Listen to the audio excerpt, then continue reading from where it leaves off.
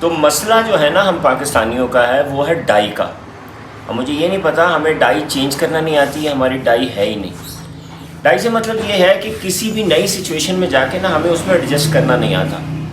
مثلاً کہ ہمیں کیا ایڈجسٹ کرنا نہیں آتا, ہمیں جگہ کے حساب سے فوڈ چینج کرنی نہیں آتی, کپڑے چینج کرنا نہیں آتے کہ وہاں کے حساب سے کپڑے پہنیں, اپنی روٹین چینج کرنا نہیں آتی, ٹھیک ہے, اور اپنی ڈریسنگ چینج کرنا نہیں آتی. مثال کے طور پہ لوگ اسکردو آتے ہیں اور یہاں پہ بھی آ کے وہ کیا تلاش کرتے ہیں, نہاریاں, وائٹ روٹی, اور وہ یہاں کی کوئی چیز ٹرائی نہیں کرتے.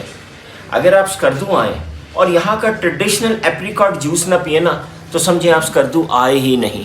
اور اس کے لیے آپ کو آنا پڑے گا, اسکردو میں شاپ ہے بابو کی, ایپریکاٹ جوس بناتے ہیں وہ رہے بابو کے ایپریکاٹ جوس بنانے والے حبیب بھائی.